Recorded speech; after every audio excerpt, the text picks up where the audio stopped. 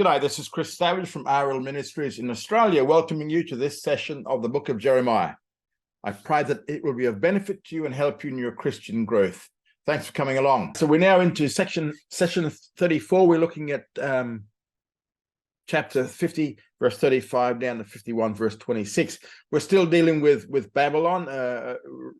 Babylon will be of the future will be rebuilt in the same site of ancient Babylon on the banks of the Euphrates River in the modern-day country of Iraq. This is where the Antichrist is going to make this city the capital of his empire. He will rule the whole world politically and economically from Babylon. Future Babylon will suffer a very quick and massive destruction as part of the campaign of Armageddon. Babylon suffers the wrath of Jehovah. She's not going to be inhabited ever again, but she'll be wholly desolate.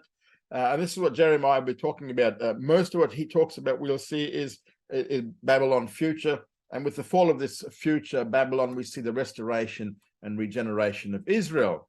Okay, so we're still in Babylon. We're looking at the sword upon Babylon in verses 35 to 40. A sword is upon the Chaldeans. Remember the Chaldeans, Jeremiah uses Chaldeans. It's Babylon, same Babylonian, same thing. A sword is upon the Chaldeans, says Jehovah, and upon the inhabitants of Babylon, and upon her princes, upon her wise men. A sword is upon the boasters, and they shall become fools. A sword is upon her mighty men, and they shall be dismayed.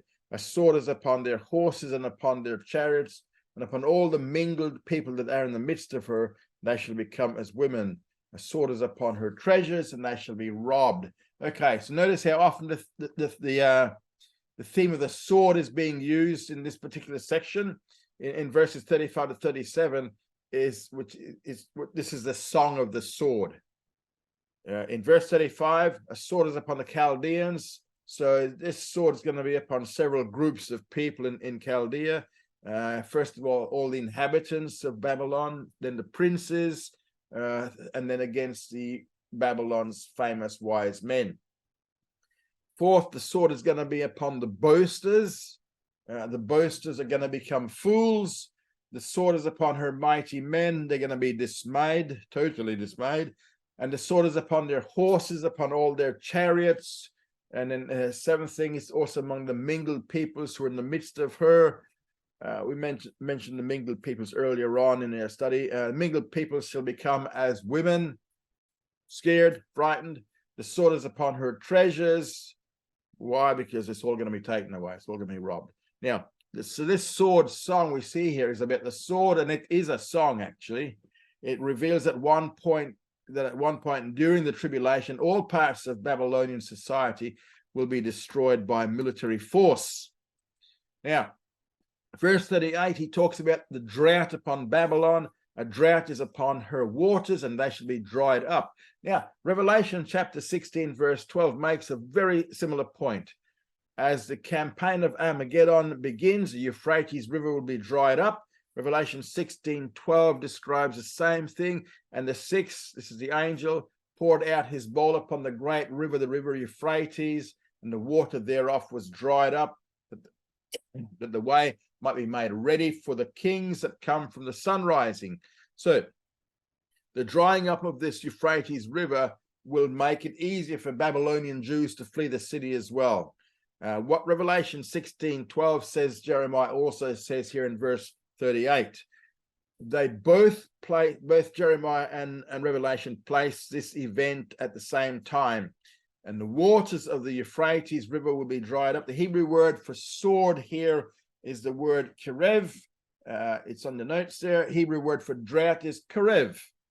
With only one small change of a vowel, the meaning is changed. Again, there's a word play in the Hebrew text between the kerev, the sword, and the korev, the drought, making the sixth bowl judgment one of the swords of the sword song. Now, the reasons for drought are twofold. First of all, it's a land of graven images. And second, they are mad over their idols. Literally terrors, that's what they are. Jeremiah contemptuously described the worship of these idols as going mad, going crazy over these terrors.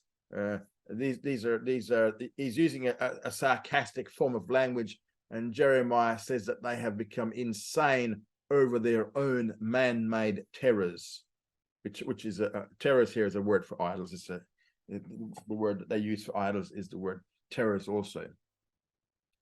Now in verses 39 to 40, we have the actual results given. Therefore, the wild beasts of the desert with the wolves shall dwell there, and the ostriches shall dwell therein, and it shall be no more inhabited forever, neither shall it be dwelt in from generation to generation. Now, first of all, the results upon the future inhabitants are given in verse 39, the first part. The wild beasts shall dwell there. Hebrew word for the wild beast here is tizim, which has to do with wildcats, wildcats. Second, then the wolves or the jackals shall dwell there. And the term for wolves, iyim, refers to hyenas or jackals. Third, the ostriches shall dwell there. Hebrew word for ostrich is that word yana, which literally means daughters of strange creatures. So what that's telling us here is that these are not literal animals, but they refer to demons, because remember, demons have animal-like features. So these are demons with animal-like features.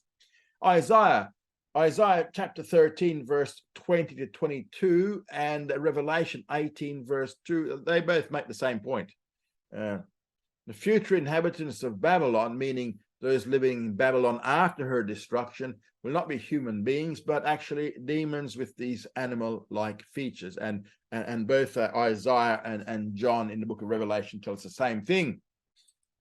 Now, he then deals with the results upon the non-inhabitants.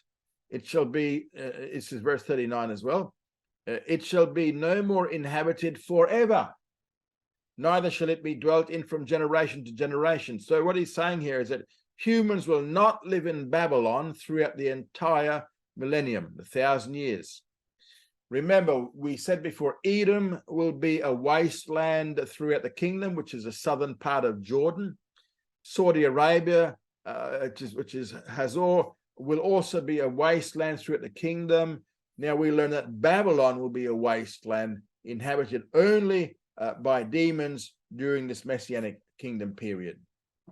And then third thing, throughout the millennium, Babylon will be in the same manner as what happened to Sodom and Gomorrah, verse 40. As when God overthrew Sodom and Gomorrah and the neighbor cities thereof, says Jehovah, so shall no man dwell there, neither shall any son of man sojourn therein. Now, as God overthrew both Sodom and Gomorrah and the three other cities around them, thereof, so here, it says no one is going to dwell in Babylon in the future. So what Jeremiah is talking about here has to be in the future. It cannot be the Babylonian on the Nebuchadnezzar, okay? Must be all in the future. In the future, no one is going to live in the area of Babylon throughout the entire millennial kingdom. They'll not even pass through. They're not even going to stop off and stay there. No one will bother passing through that territory of Babylon.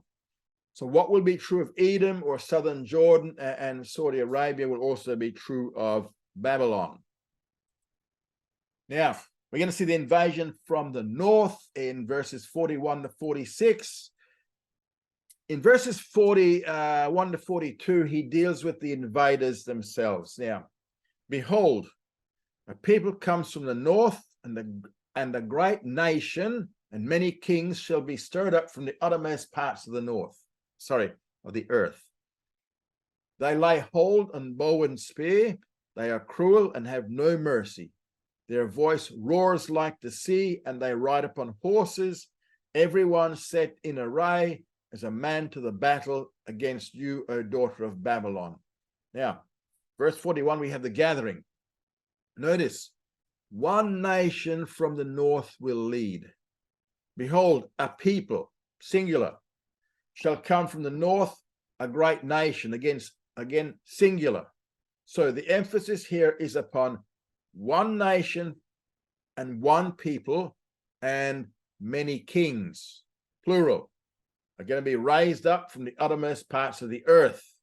So many other kings are going to join them here. Now, Jeremiah used very, very similar language to this back in Jeremiah 6, verse 22, where he stated, "Thus says Jehovah, behold, a people comes from the north country, and a great nation shall be stirred up from the uttermost parts of the earth." The similarity of the wording between chapter 50, verse 41, and chapter 6, verse 32 shows that in the past, back in chapter 6, it was Babylon that came from the north and invaded Israel. However, the opposite is now going to be true of the future Babylon, because remember, we're talking about here the attack upon Babylon, okay? So the opposite is going to be true of future Babylon. That city will suffer what she herself did to others during the tribulation. Those attacking her will be many kings under the leadership of one nation. In verse 42, he describes their attack. They lay hold on bow and spear. They are cruel, have no mercy. Their voice roars like the sea. Ride upon horses, everyone set in array. There's a man to the battle against you, O daughter of Babylon. So they're going to hold the bow and the spear. This means that they're going to have the proper weapons to accomplish the job. Second, they're cruel. They have no mercy. They're going to have no mercy upon those who are living in Babylon, because that which God has commanded them to kill the Babylonians, and they're going to spare no one. In verse 20, back in verse 21, God had requested also that no one be spared in this attack. The warriors who are going to fulfill this Kerem judgment, remember that Kerem judgment, it's a judgment of total destruction. Everything in that place is destined to be destroyed. Are depicted, this Kerem judgment on Babylon is depicted in verse 42 as doing exactly what they were asked to do. Total destruction. Their voice roars like the sea. There are so many of them that it'll sound like huge ocean waves just pounding against the seashore, and it is like a roaring sound from the sheer number of men who are coming against Babylon. And then they ride upon horses. This is the cavalry, if you like. They're able to defeat the enemy. Fifth, everyone is set in array like a man for battle. So no, in this instance, no soldier shrinks back. He's fully committed to the task. They're set in array for the attack against Babylon. And the object of the attack, it's against you, O daughter of Babylon. The word daughter here is singular, indicating that it refers to the entire population of Babylon. So this army is to destroy the entire population of Babylon at that time. Now, the similarity of this verse to Jeremiah 6, verse 23 shouldn't be missed. Jeremiah 6:23 says this: "They lay hold on bow and spear. They are cruel and have no mercy. Their voice roars like the sea, and they ride upon horses, everyone set in array as a man to the battle against you, O daughter of Zion." So, back in chapter 6, just as historic Babylon dealt cruelly with her enemy, the daughter of Zion, the Jews, so will the enemies of the future Babylon deal with her just as cruelly as she dealt with the Jews. I don't know if you can actually read that, but that's just a comparison between, this is just a comparison there between chapter 6, verses 22 to 24, and chapter 50, verse 41 to 43. You can see there, we see a nation and many kings in 50, O daughter of Babylon. Jeremiah 6, O daughter of Zion. So it's a comparison, pretty much the same words, except it's a different object. One was talking about the daughter of Zion with the historic Babylon attacking her. The other one is talking about future Babylon with the nation with many kings attacking her. Okay. Now, verse 43, we have the effect of these events upon the king of Babylon. King of Babylon has heard the tidings of them, and his hands wax feeble. Anguish has taken hold of him, and pangs as of a woman in travail.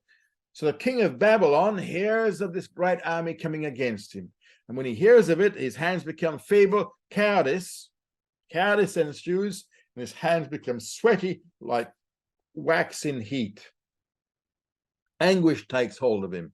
He begins to have a deep-seated fear and cowardice. He's like a woman in childbirth. He doubles over in pain from his fear. And this is similar to Jeremiah 6, verse 22. Jeremiah 6, 24, Jeremiah 6, 24. We have heard the report thereof. Our hands wax feeble. Anguish has taken hold of us, and pangs of the woman in travail. So that was talking about the Jews. Once again, here in verse 43, it's applied to the king of Babylon, who will be the Antichrist. Now, in verse 44, Jeremiah points out that this attack is strictly under God's control. Behold, the enemy shall come up like a lion from the pride of the Jordan against a strong habitation. For I will suddenly make them run away from it, and whoso is chosen, him will I appoint over it. For who is like me, and who will appoint me a time? And who is a shepherd that can stand before me? So, see here that the enemy is going to come up like a lion from the pride of the Jordan against a strong habitation.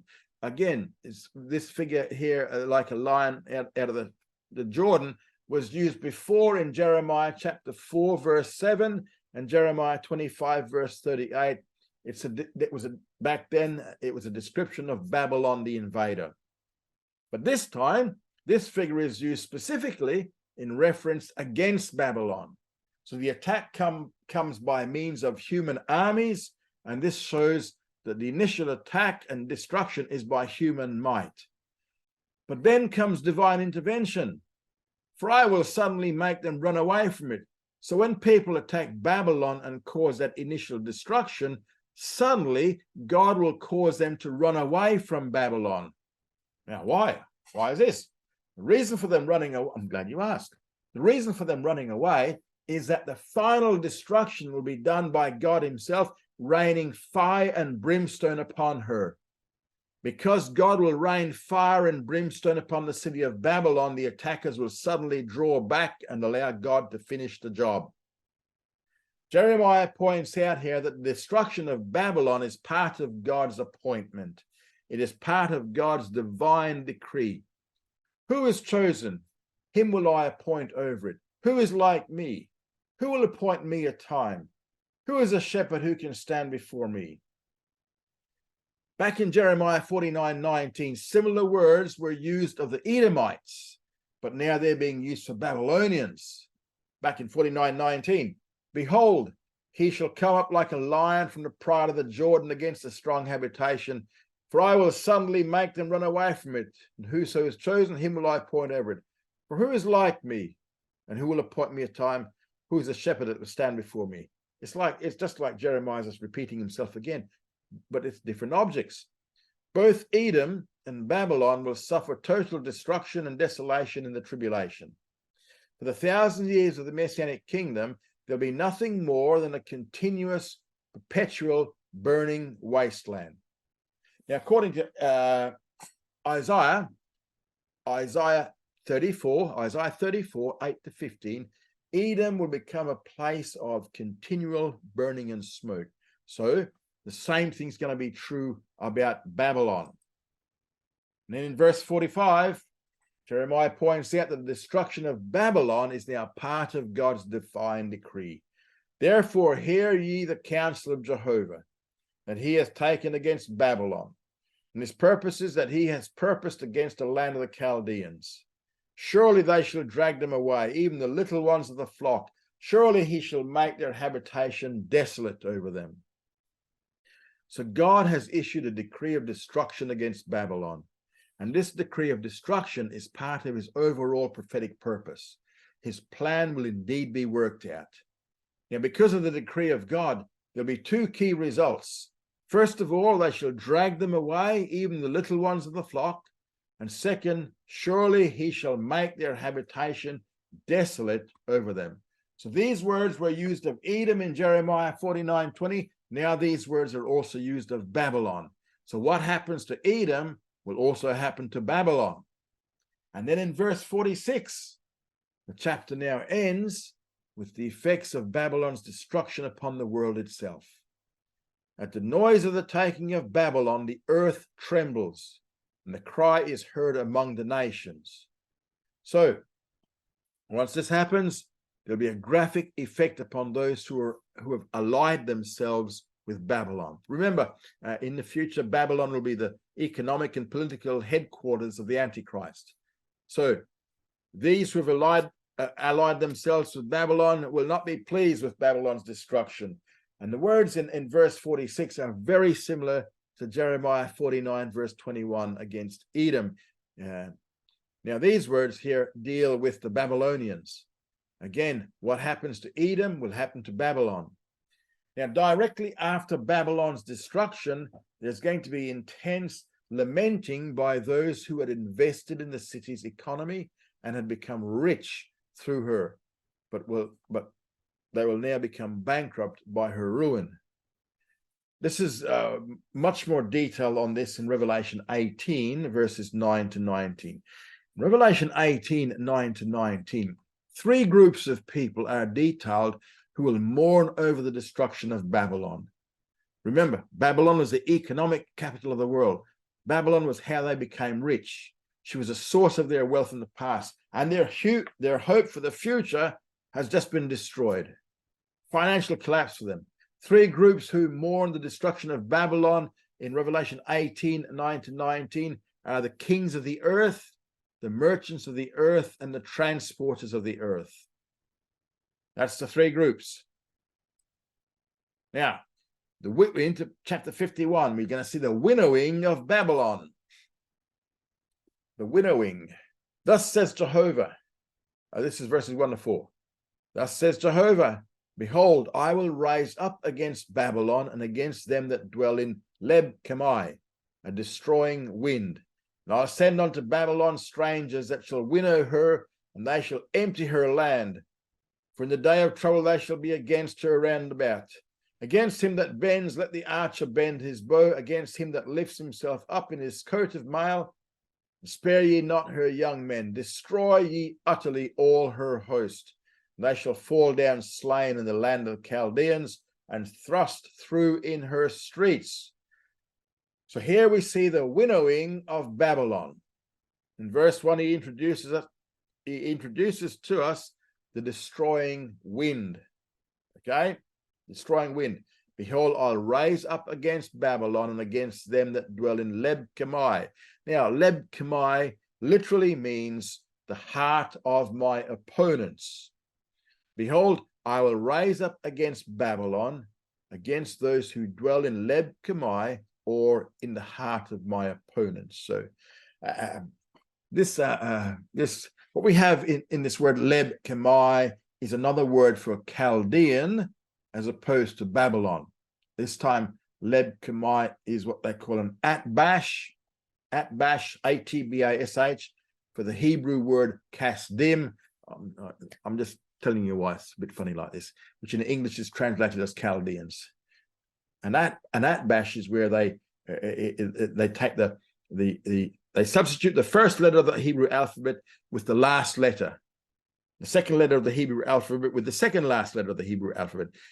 It's a way of doing it so that if you're writing something and you don't want somebody to know exactly what you're talking about, they use this Atbash. It's like a code. Okay. All right. So let's get back to this then. Okay. So the ones who will be at the heart of the opposition against God and his people during the tribulation are the Babylonians or the Chaldeans. And God declared that he would send a destroying wind against them. And with the destroying wind in verse 2 comes the winnowers. And I will send unto Babylon strangers that shall winnow her, and they shall empty her land. Now, God's going to send strangers to Babylon. So the military attack against Babylon will come against Babylon at the hands of foreigners, and this is going to be compared to winnowing. So these are non-citizens of Babylon who are going to attack her. They shall winnow her and empty her land. Now, for those of you who are not sure what winnowing is, in the Middle East, the winnowers would throw the newly harvested wheat up into the air as soon as a westerly wind started blowing. And this wind would blow away the chaff, and then the pure grain would just fall to the ground. So that's winnowing. However, in this picture, the destroying wind will blow away both the wheat and the chaff. Babylon will be thoroughly winnowed and blown away, and they shall empty her land. For in the day of trouble, they shall be against her round about. Now, with this warning, in verse 3, God now issues a command to the winnowers. Against him that bends, let the archer bend his bow. Against him that lifts himself up in his coat of mail, and spare ye not her young men. Against him that lifts himself up in his coat of mail, spare ye not her young men, destroy ye utterly all her lost. Sometimes you forget how to read grammar. The winnowing will be total. It's going to include all those who bend the bow. It'll be against those who lift up their armor. It'll be against the young men. The chaff and the wheat together will be totally blown by the destroying wind, so that the land of Babylon will become empty. And in verse 4, results of God's winning will be, first of all, they shall fall down slain in the land of the Chaldeans, and second, they shall be thrust through in their streets. Nothing and no one will be spared. Everyone will be killed. Now, concerning Israel in verses 5 to 6, for Israel is not forsaken, nor Judah of his God, Jehovah of hosts, though their land is full of guilt against the Holy One of Israel. Now, Jeremiah goes back and forth, and now he turns his attention to the Jews, and then to the Babylonians, and then back to the Jews. So here, Israel's final restoration will be in the aftermath of Babylon's destruction. This is future Babylon's destruction. The point of verse 5 is that Israel is not forsaken while all this is going on. And the word forsaken is the Hebrew word widowed, right? Israel is not widowed. Israel is not forsaken. She is not widowed. The background here is that Israel is viewed as the wife of Jehovah, which we know she is. Israel's husband is Jehovah. Jehovah has not died, therefore she is not widowed. Nor is Judah by Jehovah of hosts. None of them are. Now, this does not mean that Israel is not guilty, because she is. Currently today, the wife of Jehovah, which is in her divorced stage, is in a period of punishment. Now, in verse 5, Jeremiah repeats a point that he has made throughout his book. The land of Israel is filled with guilt. Yes, we know that. Though the land is filled with guilt or sin against the Holy One of Israel, Jehovah God, yet God's unconditional covenants are not determined by Israel's failures. God has made unconditional covenants with Israel. He will keep those covenants regardless of Israel's response, because they're unconditional. He will never, ever forsake Israel. Eventually, he is going to bring Israel back to himself. In verse 6, we have the instruction here to the remnant. It says, flee out of the midst of Babylon and save every man his life. Be not cut off in her iniquity, for it is the time of Jehovah's vengeance. He will render unto her a recompense. So here he begins with a command, and this command involves three parts. First, flee from the midst of Babylon, get out of the country, virtually. Second, save every man his life. Third, do not be cut off in her iniquity. In other words, if a person stays in Babylon, he is going to suffer in Babylon's destruction. He will be killed.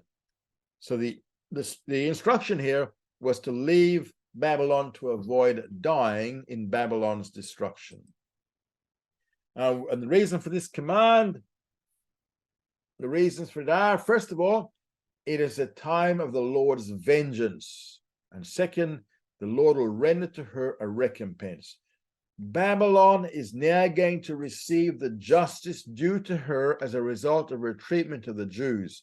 And for these reasons, the Jews are told to get out of Babylon before her final destruction. It's a time of Jehovah's vengeance. In the course of the campaign of Armageddon, Babylon will be destroyed. Revelation 18 emphasizes over and over again and again the speed with which Babylon will be destroyed. It's rapid. It'll happen rapidly. Babylon will be attacked rapidly. Before anyone realizes what is happening, Babylon is destroyed and burning away. Now, Babylon, we're going to see Babylon is the golden cup. The golden cup in verses 7 to 10. Babylon has been a golden cup in Jehovah's hand that made all the earth drunken. The nations have drunk of her wine, therefore the nations are mad. Babylon is suddenly fallen and destroyed. Wail for her. Take balm for her pain, if so be she may be healed. We would have healed Babylon, but she's not healed. Forsake her, and let us go everyone into his own country, for her judgment reaches unto heaven and is lifted up even to the skies. Verse 10, Jehovah has brought forth our righteousness. Come, and let us declare in Zion the work of Jehovah our God. Okay. Now, verse 7 in particular presents Babylon as the golden cup. Again, remember, whenever the cup is used symbolically throughout Scripture, it represents the wrath of God. It's used in that same sense in this verse. Babylon has been a golden cup in Jehovah's hand that made the entire earth drunken. In other words, God used Babylon as a tool to make the entire earth drunken. So Babylon is a tool to render his wrath against the other nations. Now, in that sense, Babylon has been the golden cup in the hands of Jehovah. The other nations have drunk of this wine. Therefore, those nations have become mad. They've become insane over the divine judgment that God has rendered upon the other nations through Babylon. Babylon was used as a rod in God's hand, a rod of judgment. Babylon was the tool or the cup which God used to pour out his wrath upon the other nations. Excuse me. And verse 8, this same cup, this same golden cup will be broken. Babylon is going to be suddenly destroyed. And the call is to wail for her. Take balm for her pain. Perhaps she may be healed. The picture here is that Babylon is suddenly broken. She has suffered a grievous wound. There's a call for wailing because of the danger of death. And the call here is to import some medicine from the balm of Gilead in case Babylon may actually be healed. But will she be healed? No. We would have healed Babylon, verse 9, but she's not healed. Forsake her, let us go everyone into his own country, for a judgment reaches unto heaven. So here we see in verse 9, the response of the foreigners in Babylon, we see is something else. We would have healed Babylon, but she's not healed. These are the foreigners who made money from Babylon. They became wealthy because Babylon was the economic center of the entire world at that time. The foreigners who made money from Babylon, of course, would have tried to heal her, but she's not healed, not able to be healed. So these foreigners are listed as the two groups of Revelation 18. Revelation 18, verse 9 to 19. Babylon's wound is incurable. It's fatal. She cannot now be healed. And these foreigners say, first of all, let us forsake her. This means let's leave her. Let's abandon her. Second, let everyone go to his own country. Yeah, the reasons are that they recognize, reason for this, they're leaving and they're abandoning her, is that they recognize that the destruction of Babylon was a sign of divine judgment. for her judgment reaches to heaven and is lifted up to the skies. So verse 9 is the response of the other foreigners in Babylon. In verse 10 is the response of the Jews in particular in Babylon. Jehovah has brought forth our righteousness. Come, let us declare in Zion the work of Jehovah our God. So the Jews who are in Babylon respond by saying that Jehovah has brought forth their righteousness. This means that the justice due to Babylon for inflicting punishment upon the Jews is now being rendered upon Babylon. These Jews say, let us follow God's command to leave Babylon. Let's all go back to Jerusalem. Let us declare in Zion the work of our God. As we saw earlier in Jeremiah 50, we see again in 51. The Jews here are described as leaving Babylon and returning to Jerusalem. And they tell the Jews in Jerusalem that Babylon, the oppressing capital of the world, has indeed been destroyed. Now 51, 11 to 14.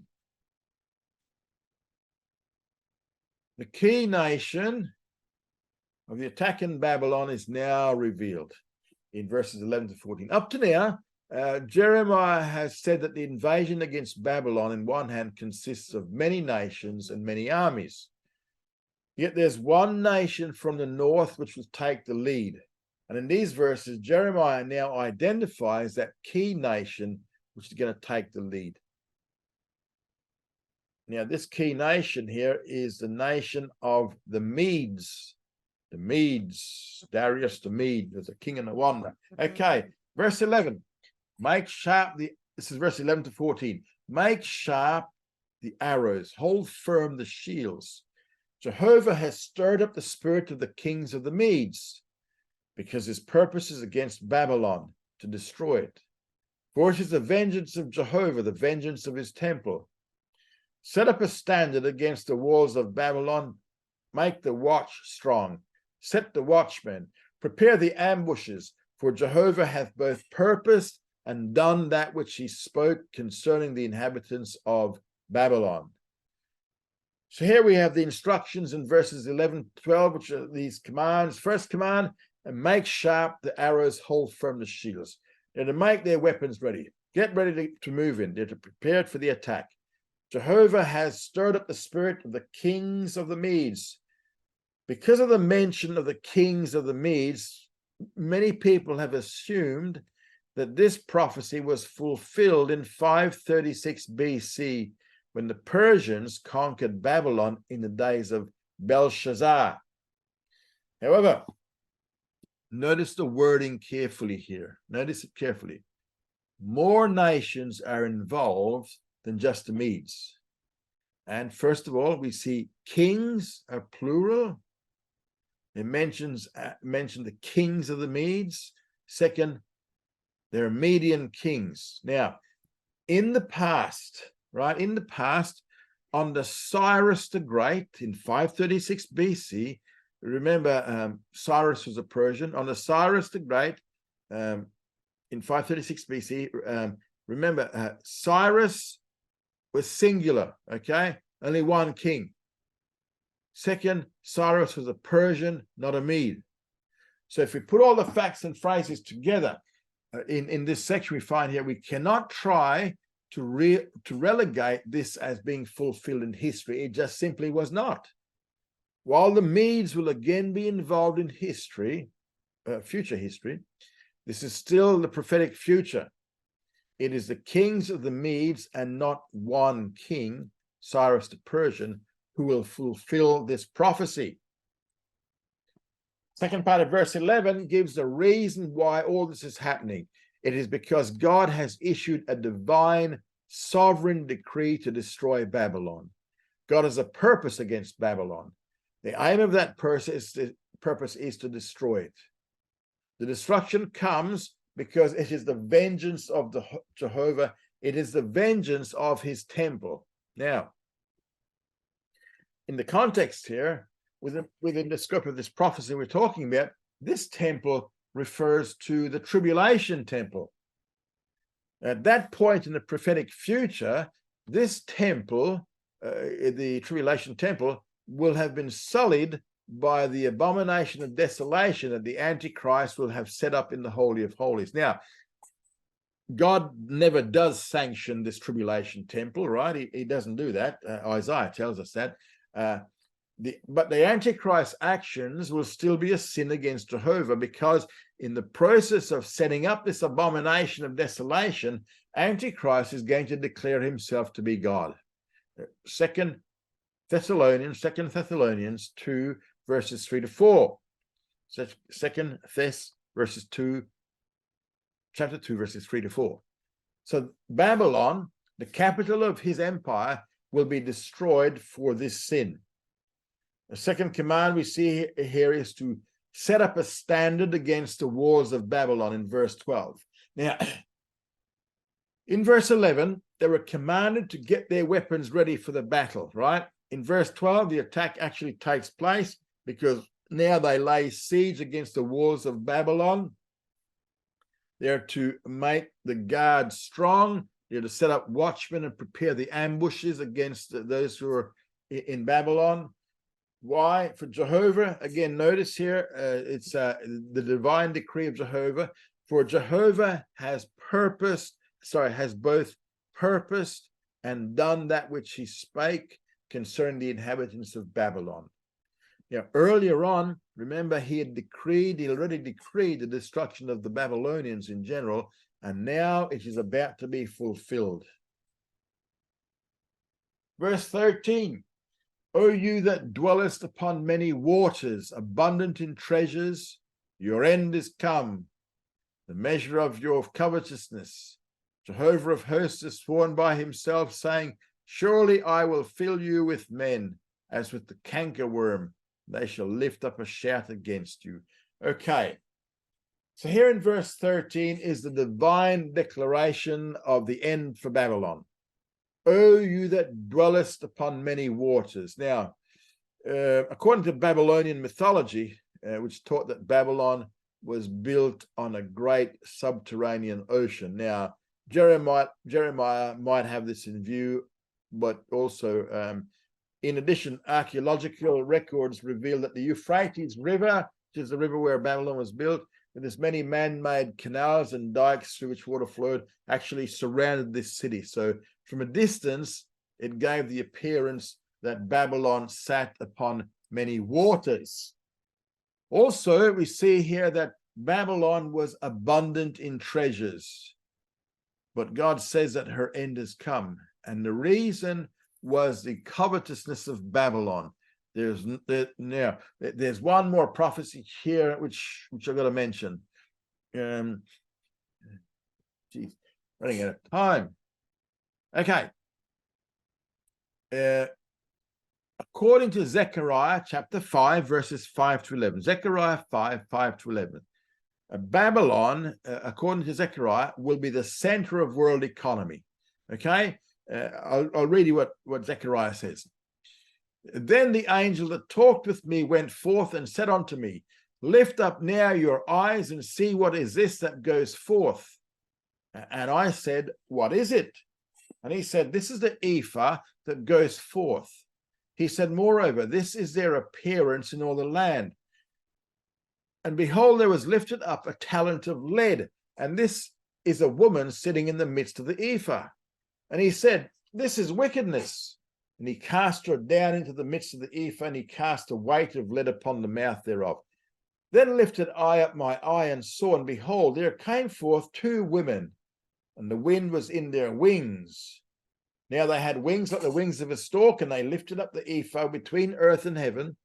Then said I to the angel that talked with me, where do these bear the ephah? And he said to me, to build her a house in the land of Shinar, and when it is prepared, she shall be set there in her own place. Now, what's this all about? Well, the ephah was a Hebrew dry measure of weight, and it became the symbol of economy.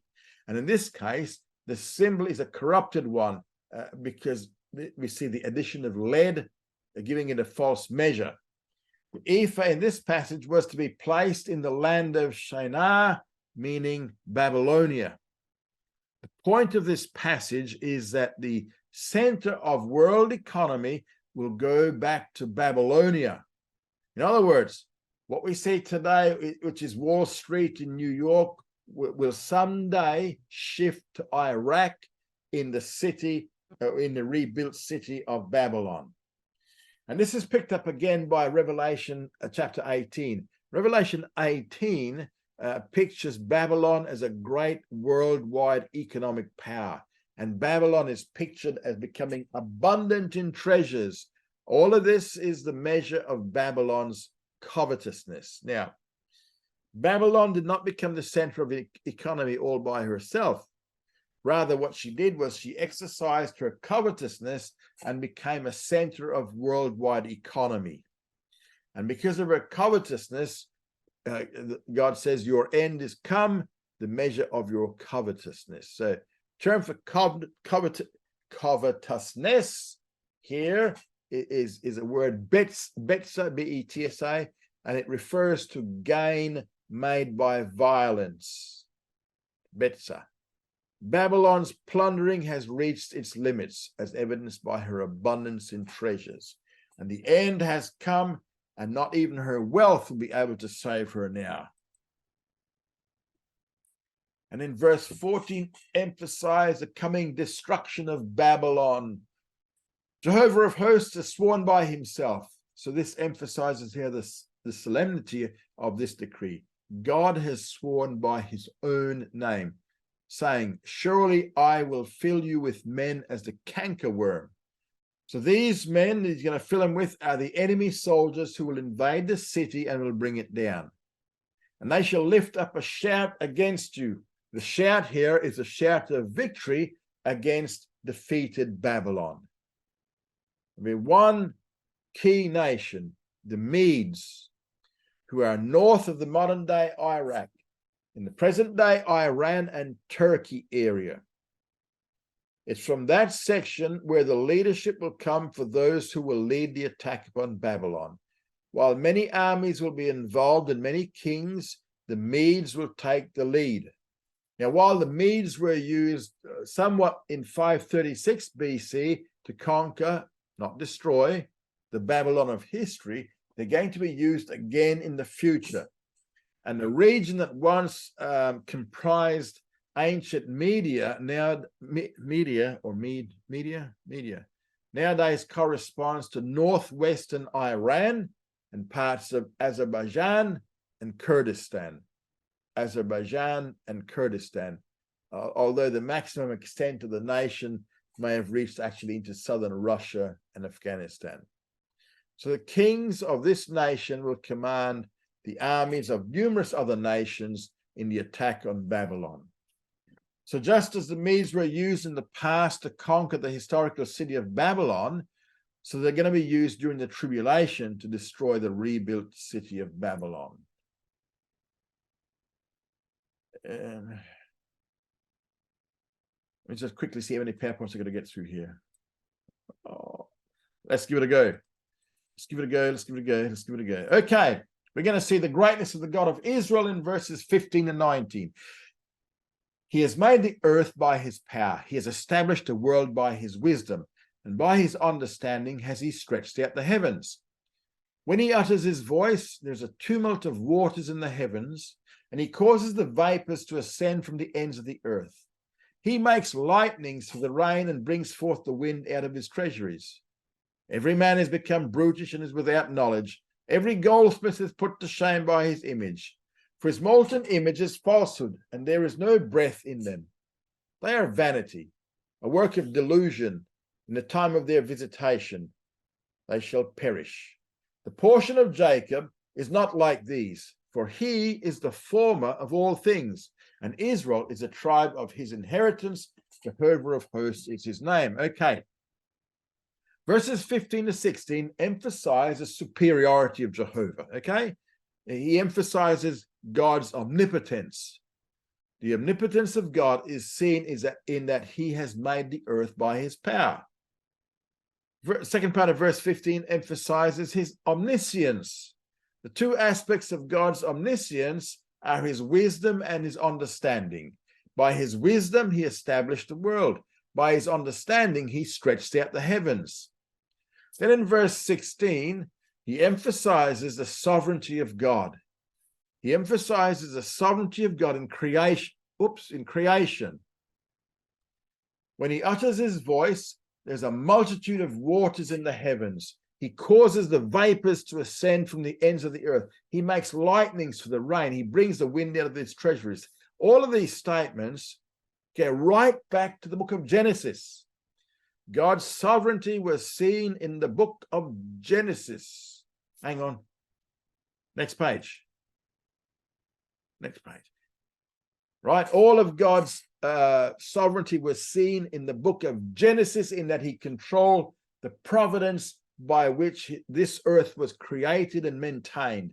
So these verses are a repetition of Jeremiah 10, verses 12 to 13. Now we see the inferiority of idolatry here. Every man is become brutish and is without knowledge. Every goldsmith is put to shame by his image, for his molten image is falsehood, and there's no breath in them.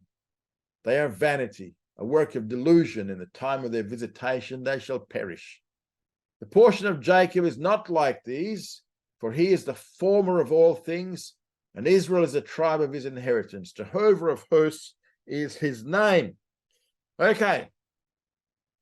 We have the contrast in 17 to 18 in which here in verses 17 to 18, on one hand, what we have here in contrast to the greatness of the God of Israel is in his omnipotence. I'm getting tired. Omniscience and his sovereignty. These verses now contrast all that with the inferiority of idolatry. In verse 17, he speaks of the idol makers. Every man has become brutish and is without knowledge. Every goldsmith is put to shame by his image, for his molten image is falsehood. There's no breath in them. What he's saying is that these idols can do nothing. They don't even have it. They don't have any degree of power. They don't have a degree of knowledge.